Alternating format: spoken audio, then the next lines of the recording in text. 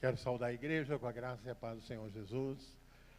Já estamos navegando no oceano do Espírito, nesse dia que nós celebramos Pentecostes, que é nada mais, nada menos do que o cumprimento da promessa de Deus que Jesus fez, ainda neste mundo, logo depois da sua ressurreição. Convido você a abrir sua Bíblia. Nós vamos ler no capítulo 2, o verso 1 ao 13. Porém, gostaria que você também desse uma olhada no capítulo 1, onde está a promessa que também está no final do Evangelho de Lucas, está no Evangelho de João. Você pode ficar em pé? Atos, capítulo 1, nós vamos ler o verso 8, que diz assim: mas, vamos ler juntos? Assim você acorda. Mas recebereis poder ao descer sobre vós o Espírito Santo, e sereis minhas testemunhas, tanto em Jerusalém, como em toda a Judeia e Samaria, e até os confins da terra. Amém. E agora deixa eu ler, compartilhando com vocês, do verso 1 ao 16 do capítulo 2, onde tem a narrativa do cumprimento dessa promessa que Jesus fez antes de ser elevado aos céus. Ao cumprir-se o dia de Pentecostes, estavam todos reunidos no mesmo lugar. De repente, veio do céu um som como de um vento impetuoso, e encheu toda a casa onde estavam assentados. E apareceram distribuídas entre eles línguas como de fogo, e pousou uma sobre cada um deles. Todos ficaram cheios do Espírito Santo e passaram a falar em outras línguas, segundo o Espírito lhes concedia que falassem. Ora, estavam habitando em Jerusalém judeus, homens piedosos, vindos de todas as nações debaixo do céu. Quando, pois, se fez ouvir aquela voz, afluiu a multidão, que se possuiu de perplexidade, porquanto cada um os ouvia falar na sua própria língua. Estavam, pois, atônitos, e se admiravam, dizendo: vede, não são porventura galileus todos esses que aí estão falando? E como os ouvimos falar, cada um em nossa própria língua materna, somos partos, medos, elamitas, os naturais da Mesopotâmia, Judéia, Capadócia, Ponto e Ásia, da Frígia, da Panfilha, do Egito, das regiões da Líbia, nas imediações de Cirene, e romanos que aqui residem, tanto judeus como prosélitos, cretenses e arábios. Como é que os ouvimos falar em nossas próprias línguas as grandezas de Deus? Todos atônitos e perplexos interpelavam uns aos outros: que quer isto dizer? Outros, porém, zombando, diziam: estão embriagados. Então se levantou Pedro com os 11 e, erguendo a voz, advertiu-os nestes termos: varões judeus e todos os habitantes de Jerusalém, tomai conhecimento disto, e atentai nas minhas palavras. Estes homens não estão embriagados, como vindes pensando, pois é esta a 3ª hora do dia. Mas o que ocorre é o que foi dito por intermédio do profeta Joel. Oremos. Senhor, é bom estar na tua casa. Te amamos, Senhor, mas sabemos que tu nos amaste primeiro. Por isso dizemos: bendito seja o teu nome nessa noite, Senhor. É com temor e tremor que nos acercamos da tua palavra e rogamos: fala conosco, Senhor. Fala a cada um, fala ao nosso coração, segundo a nossa necessidade. Porque a tua palavra é o pão da vida, que alimenta a nossa alma, sustenta a nossa caminhada. Por isso, agradecidos, rogando isso, oramos no nome de Jesus. Amém. Você pode assentar.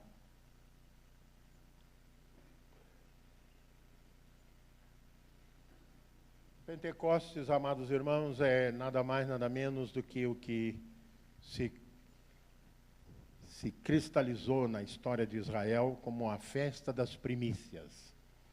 Era a festa das 7 semanas após a Páscoa, onde no templo as famílias traziam, assim como o pessoal faz no domingo de Ramos, com os ramos, eles traziam feixes de trigo e de cevada balançavam durante o louvor, não é?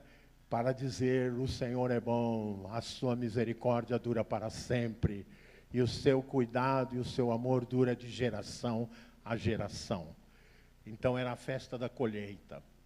E o Pentecoste readquiriu um significado que não é muito distante do significado da tradição de Israel, que é a descida do Espírito Santo. Mas também teve colheita. Amém? 3.000 pessoas receberam a Jesus como Senhor e Salvador naquele dia, como fruto da presença do Espírito Santo de Deus. Eu quero começar a falar sobre o Espírito Santo para vocês, no sentido de que vocês todos digam comigo: faz de novo, Senhor. Podem repetir comigo? Faz de novo, Senhor. Você tem consciência do que você acaba de dizer? Você lembra o que aconteceu? Foram vistas línguas como de fogo. O vento, você podia sentir, você podia ver. Tem uma história muito boa, eu não sei se eu já contei aqui, sobre Pentecostes, vivida pelos missionários metodistas em Tonga, uma ilha do Pacífico. Não tem nada a ver com aquele samba lá de carnaval, Tonga da Mironga, não. Tonga é uma ilha daquelas ilhas do sul do Pacífico. Os primeiros missionários metodistas que chegaram a Tonga foram comidos. Não estou brincando, não. O povo era antropófago, não é? Então, essa história de dar a vida pelo Evangelho é uma coisa muito forte, porque muitos deram a vida pelo Evangelho. Por exemplo, o reverendo Kidder, um dos primeiros missionários que chegaram ao Rio de Janeiro, perdeu a esposa e uma filha, por causa da febre amarela no Rio de Janeiro. O túmulo dela está ali no cemitério dos ingleses, ali na Gamboa, no Rio de Janeiro. Então, hoje a gente vê o Evangelho, a gente ouve falar de missões, mas a gente muitas vezes não valoriza o fato de que o Evangelho chegou até nós com muita lágrima, com muita dor, com muita luta, com muito desafio. E conta-se que, depois de muita persistência, eles conseguiram conquistar a atenção dos indígenas aborígenes de Tonga, e o Evangelho começou a se espalhar na ilha. Mas uma coisa que os missionários perceberam é que o que mais impressionava eles não era a mensagem da ressurreição, de uma vida após a morte. O que mais impressionava eles, o relato que mais impressionava era o relato de Atos 2, o dia de Pentecostes. Por quê? Para vocês terem uma ideia que isso também é uma linguagem de evangelização. Muitas vezes nós estamos chegando nas pessoas com uma maneira em que quase sempre, muitas vezes, nós não percebemos, a nossa experiência de fé pode nos tornar um pouco arrogantes, chegar com um ar de superioridade, né? Por conta de que não respeitamos o universo que a pessoa está localizada, a situação, a cultura, etc. Mas, chegando a Tonga, a experiência que mais mobilizou eles e mexia era o dia de Pentecostes, o fogo. Por quê? Porque uma parte grande do ano, aquelas ilhas são tomadas por nevoeiros. E a maneira como eles se orientavam entre aquelas centenas de ilhas era que em cada ilha havia uma fogueira que não era extinta. O fogo era uma referência de socorro, de ajuda, de chegada e de partida. Então eles disseram assim: se isso é verdadeiro, nós queremos ver esse fogo do céu. Então o missionário chamou eles para uma vigília durante a noite. E o que aconteceu? Às 3 da madrugada, o Espírito Santo caiu sobre aquela ilha, com línguas de fogo sobre aquele povo. Na manhã seguinte, eles pegaram aquelas canoas que você já deve ter visto, comum da Polinésia, com um braço, assim, até competição hoje, daquelas canoas, que permite ela boiar, e remaram 3.000 quilômetros a fé Fiji, e plantaram a igreja metodista em Fiji, nas Filipinas, porque o fogo havia espalhado-se por todo o Pacífico. É assim o Espírito Santo. Você não retém, ele mexe com você, ele incendeia o seu coração, ele move, faz com que você fique desinstalada.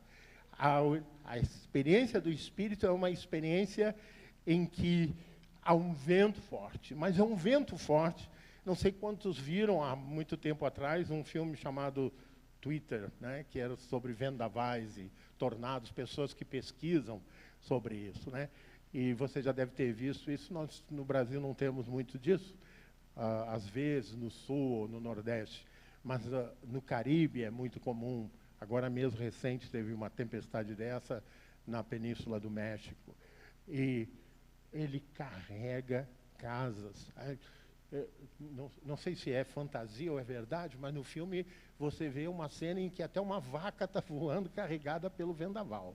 Eu não sei se aquilo é montagem ou é verdade, né?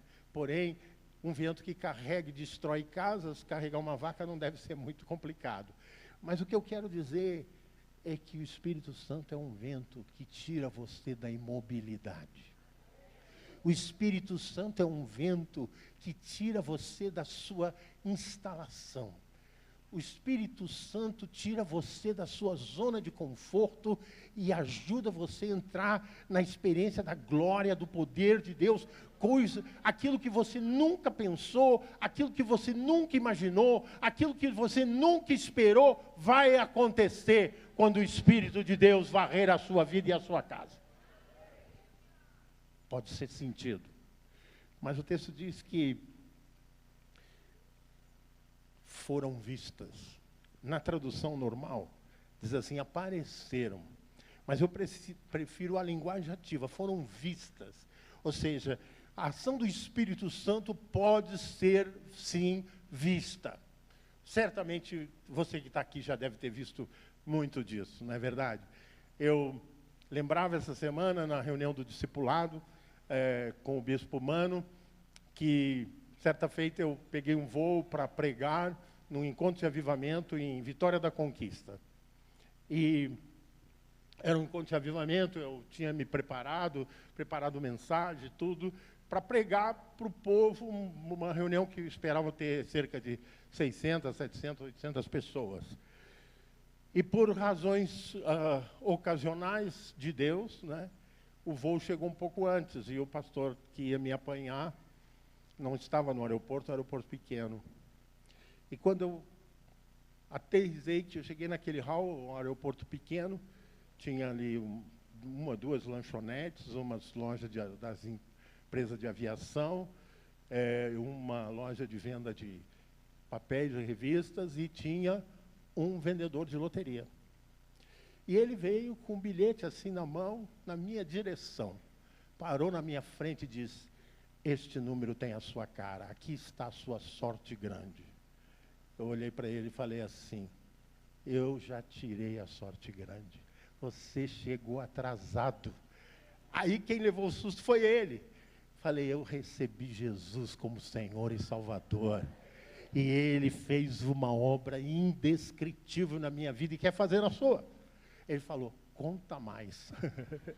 Assim é o Espírito Santo, meus irmãos. O Espírito Santo te faz entrar em aventura espiritual, onde você vê a graça, o poder de Deus de maneira sobrenatural. E ali, bendita atraso do pastor ali, aquele moço recebeu Jesus como Senhor e Salvador. Você pensa que foi o bispo? Foi não, foi o Espírito Santo. E assim, eu poderia ficar aqui horas contando para vocês a maneira como eu tenho visto o Espírito Santo operar em vidas que não tinham qualquer perspectiva. E uma das coisas curiosas desse texto é que essas vidas eram vidas que não tinham qualquer perspectiva. Porque era a classe D da sociedade israelita que Jesus ajuntou. Eram as pessoas mais pobres, as pessoas... Galileu, não são estes galileus. Eu não vou citar aqui áreas geográficas do Rio de Janeiro ou do Brasil que são desmerecidas, em que as pessoas já nascem estigmatizadas. Mas, por exemplo, favela em geral. Fui pastor em mais de uma favela no Rio de Janeiro. E em favela, muitas pessoas pegam o endereço de parentes de fora da favela para poder se registrar para conseguir um trabalho. Porque havia e ainda há muita discriminação. Agora, Deus pega esses homens lá da periferia de Israel e transforma eles, possivelmente as pessoas mais nobres da sociedade israelita que moravam em Jerusalém. Eu não sei o nome, nem você sabe o nome. Passaram-se 2000 anos e a gente nem vai saber a maioria deles. Mas a gente sabe quem é Pedro. A gente sabe quem é Tiago. A gente sabe quem é João. Homens tomados lá da Galileia e que Deus fez deles instrumento do seu poder. Então você olha para o seu irmão lá e diga assim: há chance para você. Deus pode fazer coisas maiores contigo. Deus pode fazer coisas grandes com você. Porque Ele é o Todo-Poderoso. Ele é o Senhor dos exércitos. E o seu Espírito se move entre nós. Diz o texto que então ficaram cheios do Espírito Santo, falando outras línguas. E no meio daquelas pessoas que suspeitosamente olhavam, alguns achando que eles estavam embriagados, anunciavam as maravilhas de Deus, diz o texto. O vento e o fogo tiraram eles, porque temos que reconhecer que eles estavam intimidados. Estavam dentro do cenáculo, cheio ainda de temor, mas também cheio de expectativa. Você tem mais expectativa do que Deus pode fazer contigo?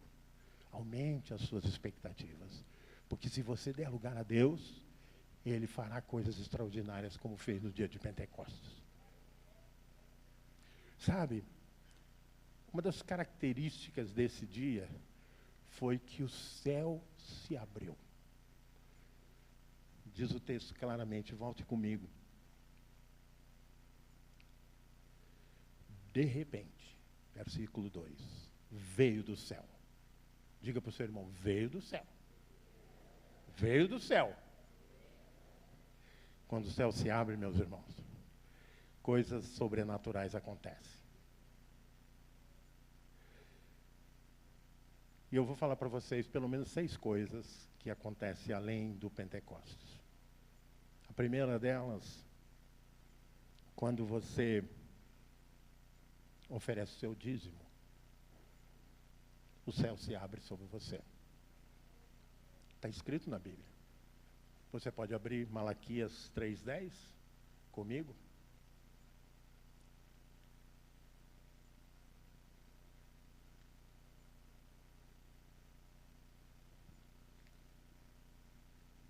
Trazei todos os dízimos à casa do tesouro, para que haja mantimento na minha casa. E provai-me nisto, diz o Senhor dos Exércitos. Se eu, podem repetir comigo? Se eu não abrir as janelas do céu e derramar sobre vós bênção sem medida. Sabe quando de novo abriu-se os céus? Eu poderia citar muitos outros, mas na hora do batismo de Jesus. O céu se abriu e se ouviu uma voz do céu: este é o meu filho amado, em quem me comprazo. Quando o céu se abre, quando você também assume um compromisso com Deus, você vem a esse altar e declara que Jesus Cristo é o Senhor da sua vida. Quando você forja essa aliança que o pastor Evander mencionou aqui, o céu se abre sobre a sua vida. Você passa a ser filho de Deus, filha de Deus. e você adquire direitos nos céus, se você cumprir, se comprometer com essa filiação, com a palavra do Senhor, se você for filho da palavra, se você realmente tomar em sério esse comprometimento, os céus se abrem sobre a sua vida, confirmando essa aliança. Mas mais coisa, quando nós, diante da luta e perseguição, eu gosto de lembrar aqui mesmo em Atos dos Apóstolos, abra junto comigo capítulo 7, a experiência de Estevão. Capítulo 7, versículos 55 e 56, diz assim: mas Estevão, cheio do Espírito Santo, fitou os olhos no céu e viu a glória de Deus que estava à sua direita, e disse: eis que vejo os céus abertos e o Filho do Homem em pé à destra de Deus. Quando você é injuriado, quando você é posto diante de um desafio, como Jeremias lançado na cova, como José lançado na cova, como Daniel lançado na cova, a grande perda que aparentemente está diante de você, que é uma tribulação, abre uma janela para a manifestação da glória de Deus na sua vida. A perda é o preparo para uma grande bênção para os que confiam no Senhor. Quando eu cito os 3 que estiveram na cova, eu estou dizendo para você que isso é testemunho histórico. Eu não estaria falando de Daniel, a gente não conheceria Daniel, eu não estaria falando de Jacó, ou de José, ou mesmo de Jeremias lançado na cova. Foi porque eles perseveraram. Diz para o seu irmão ao lado: persevera, e você verá a glória de Deus. Diga: persevera, e você verá a glória de Deus. Está difícil? Pode ficar pior. Mas vai ser mais glória sobre a sua vida. Porque o Senhor dos Exércitos está contigo. O Deus de Jacó, o Senhor Todo-Poderoso. Mas há uma outra coisa. Além da perseguição, a perseverança. 1 Reis, capítulo 18, versículo 45. Abra sua Bíblia em 1 Reis 18, 45. Um texto mais do que conhecido. Diz que, depois de uma seca tremenda, que o próprio Elias havia profetizado, o rei Acabe queria acabar com a vida dele. E finalmente ele enfrenta um grande desafio e Deus desce. Estão lembrados? As janelas do céu se abriram e desceu fogo sobre o altar. Diga para o irmão: desce fogo, irmão. Se você persevera, desce fogo. Desce fogo mesmo. Desceu fogo. E aquele povo que estava todo dividido, estava todo desanimado, os corações completamente dispersos, começaram a gritar: o Senhor é Deus, o Senhor é Deus, honrando o profeta. Mas agora, parece que quando vem a vitória, parece que tudo vai ficar fácil. Quando você conquista a primeira coisa, você se converteu, você está servindo o Senhor, e começa a vir vitória, você diz: agora vai ficar fácil. Não ficou. Não ficou. Porque não chovia. Tinha uma seca. E diz a palavra de Deus que ele foi... Não sei, algumas Bíblias de vocês têm um mapa, aparece o Carmelo lá juntinho ao mar Mediterrâneo. E ele subiu ao monte e foi orar. E dizia: agora, Senhor, honra a palavra do teu servo. Porque de novo ele estava sob ameaça. De novo ele estava sob ameaça. Honra a palavra do teu servo, faz chover, Senhor. E foi orando. E cada vez, depois de um tempo, ele pedia para o seu discípulo dele ir olhar lá para o lado do mar, de onde vêm as nuvens que trazem chuva, e nada. E finalmente, depois de muita oração, diz para o seu irmão: depois de muita oração, fala assim, depois de muita oração, o discípulo foi e viu uma nuvem do tamanho de uma mão. Do tamanho de uma mão. As pequenas coisas Deus transforma em grandes quando temos fé. E aí ele disse, olha, tem uma nuvem lá, pequenininha. Já imagina aquele imenso céu, tudo azul e só uma nuvem pequenininha. O profeta diz, avisa Acabe para preparar os carros, porque vem temporal. Homem e mulher de Deus, movido pelo poder do Espírito Santo, transforma pequenas nuvens em chuvas de bênção. Porque esse é Deus, assim que Deus faz. Mas o céu se abre também, irmão e irmã. Salmo 133 diz, abre aí o Salmo 133. Diz com muita clareza, assim, como é bom e agradável viverem unidos os irmãos. É como óleo precioso sobre a cabeça, o qual desce para a barba de Arão, e desce para a gola de suas vestes. É como o orvalho de Hermon, que desce sobre os montes do Senhor. Ali, na comunhão, na unidade do povo de Deus, ordena o Senhor a sua bênção. Amados irmãos, a unidade. Jesus disse que onde estiverem 2 ou 3 reunidos em seu nome, ali ele estaria. Então a nossa unidade é símbolo da nossa comunhão no Espírito Santo. Uma das coisas que mais importuna o inferno é a comunhão e a unidade dos irmãos. E veja, meus irmãos, não confunda unidade com unanimidade. Nós temos o direito de pensar sobre as coisas de forma diferente. Porém, nós amamos o Senhor. Um crente em Jesus, uma crente em Jesus ama o Senhor. Obedecendo a palavra do Senhor, o mandamento que diz, amar, repita comigo, amarás o Senhor teu Deus de todo o teu coração e o teu próximo como a ti mesmo. Dessa maneira você honra o Senhor.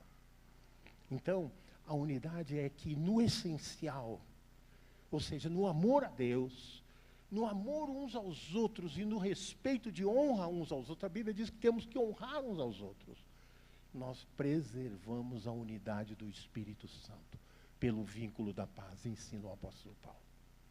Uma das coisas que mais o inimigo faz é tentar jogar irmão contra irmão, para ferir o corpo de Cristo, dividir a casa de Deus.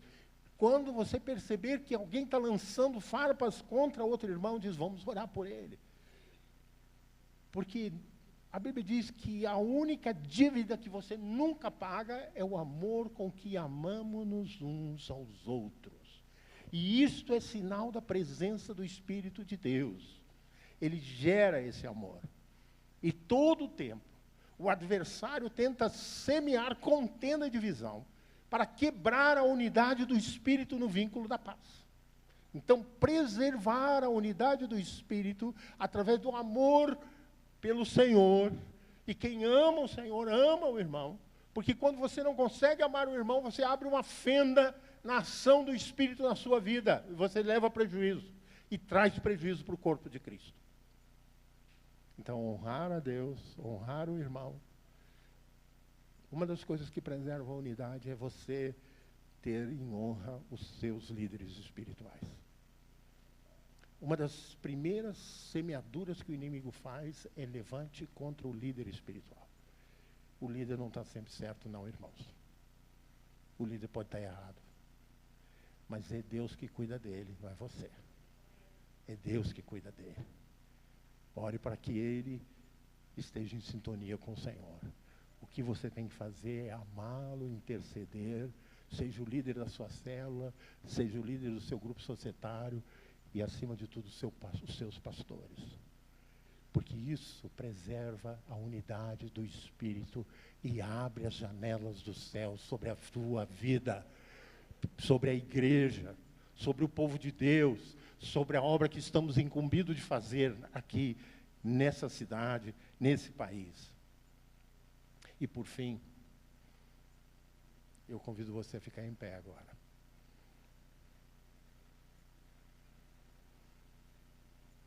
Erga seu rosto para o alto e repita comigo.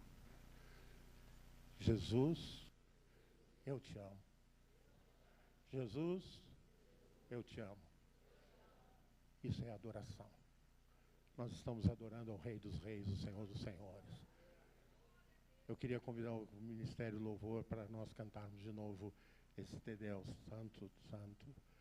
E enquanto isso, saiba que as janelas do céu já estão abertas sobre nós. Porque a adoração, e essa é a última coisa que eu queria repartir, a adoração também abre o céu sobre a nossa vida. Na sua casa você pode fazer isso. Você pode ajoelhar e erguer os rostos para o céu e dizer: Senhor, eu te amo. Senhor, Tu és o meu Salvador. Senhor, Tu és santo. Faz-me santo como Tu és santo, Senhor. Se há alguma coisa que tem quebrado a sua comunhão com alguém, se há alguma coisa que tem quebrado a sua comunhão, se há algum pecado que tem quebrado a sua comunhão com o Senhor, logo em seguida vamos tomar a ceia. Nós vamos restabelecer esse laço agora. Deixa seu lugar enquanto cantamos. Nós queremos te abençoar. Nós queremos orar para que abra as janelas dos céus. O céu se abra sobre sua vida e mova as águas sobre a sua vida, de modo que haja reconciliação, de modo que haja perdão, de modo que haja conserto sobre a sua vida. Em nome de Jesus. Cantemos. Aleluia.